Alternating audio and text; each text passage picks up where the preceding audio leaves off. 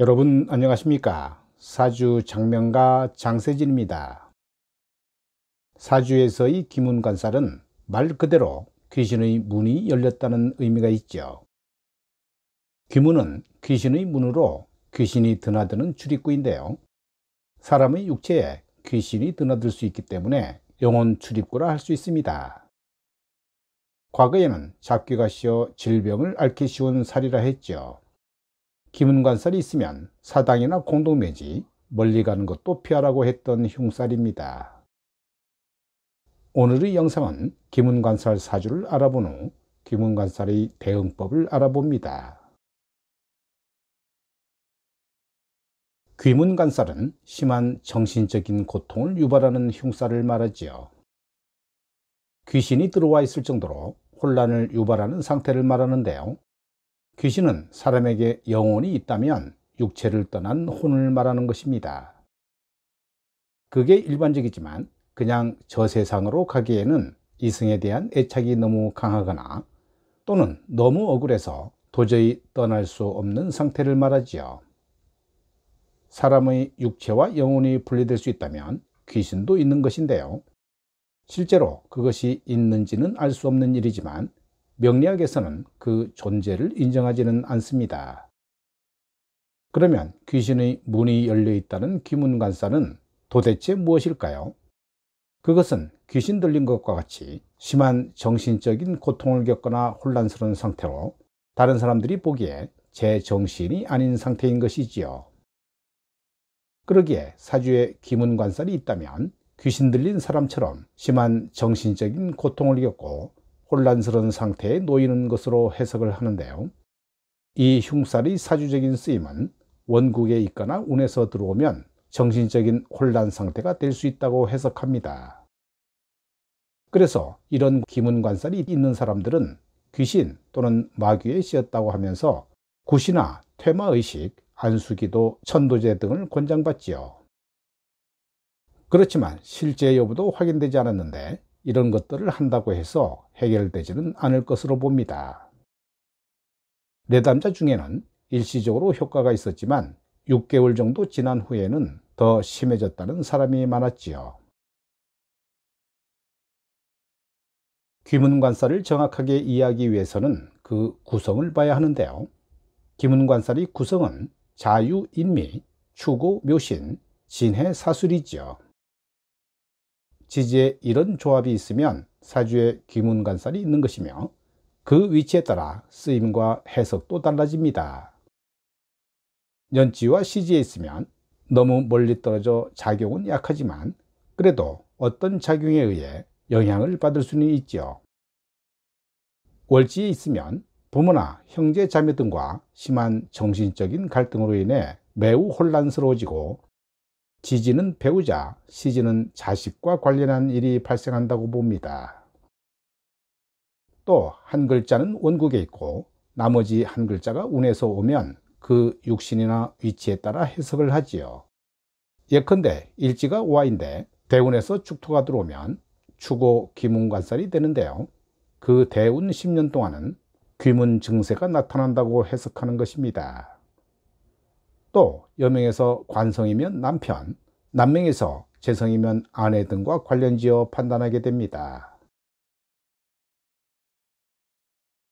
이런 식으로 사주에서는 육친과 위치에 따라 다양하게 쓰임과 해석을 하게 되죠.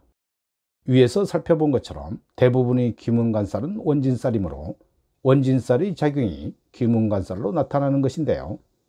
원진살은 감정살로 인간관계를 무너뜨리는 무서운 살이죠.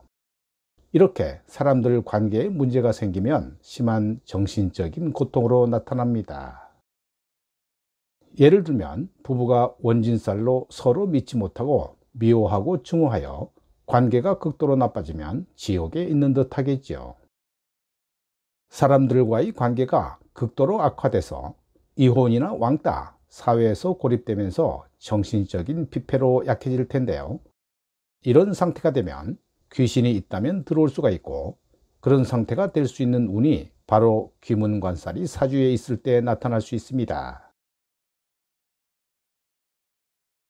원국에 귀문관살이 있거나 운에서 기문관살이 오면 확실한 것이 아닐 때에는 너무 걱정하거나 불안해하지 않는 것이 대응법이자 해결 방법이지요.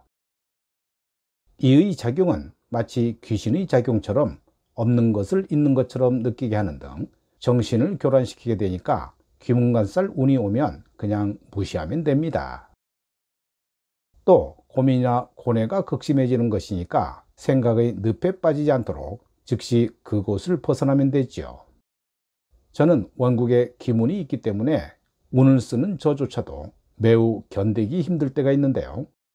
하나만 움직여도 견디기 힘든데 몇 개가 여기저기서 동시에 작용하면 실제 하지도 않는 걱정이 솟아오르지요. 이럴 땐 무조건 도망가기, 장소 변경, 위치 전환인데요. 그래서 매일 맨발 걷기를 하면서 그 위험에서 벗어나곤 합니다. 이 흉사를 극복하는 방법은 그 뜻과 의미, 작용을 분명히 알면 대응법을 이해하게 되고 그런 증세를 오히려 관찰자 입장에서 판단하고 무시하게 되죠. 귀문관살은 단 하나만으로 무수히 많은 좋은 운조차 무력화시킬 수 있으니까 잘 대비해야 할 것입니다.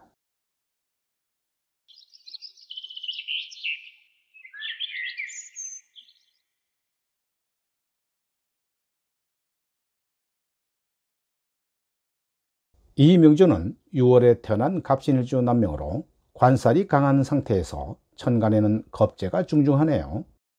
이렇게 금수상전의 형태가 되면 신경이 예민해지죠. 그 예민한 신경에 진의 원진 기문이 더해지니까 정신이 혼란한데요. 천간에 겁재가 2개나 있으니까 남을 의심하고 함께 어울리지 못하는 성격이 됩니다. 금수상전을 막아줄 기운은 두 기운을 소통시켜주는 수기운이나 화기운이 필요한데요. 그런데 해수는 진의 원진을 형성하고 있고 화기운은 술토중의 정화로 암장되어 힘을 못 씁니다. 물상에서 말하는 술잔 2개인 유해를 다 가지고 있으니까 관살을 녹여줄 화기운을 찾아 늘 술을 마시게 되죠. 귀문관살은 이미 20대 들어서면서 발동을 하는데요. 일찍 술을 배우게 되죠. 술만 마시면 평소에 눌려있던 겁재들에게 폭언과 폭행이 시작되고 평소에 쌓여있던 피해의식들이 폭발을 하게 됩니다. 이 명주가 술을 안 마실 수 있을까 하는 문제보다 술을 안 마시면 어떻게 될까를 생각해 봐야 하지요.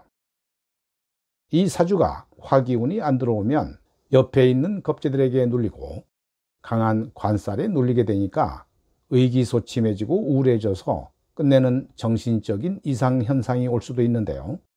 술에 대한 의존성은 환갑이 지나도 고쳐지기 힘든 사주입니다. 만일 이 사주가 결혼을 한다면 의처증으로 아내를 달달 볶거나 폭행도 하고 결국은 못 참고 헤어지게 되겠죠. 이런 경우는 참으로 답답한 상황이 되는데요. 의처증이 있는 사주라 사랑으로 치유하기도 힘들고 본인 스스로 문제점을 극복해 나가는 사주도 아닙니다. 이 명주를 낳은 후 부모 사이가 나빠졌을 가능성이 매우 커 보입니다. 오늘 영상은 여기까지입니다. 여러분 대단히 감사합니다.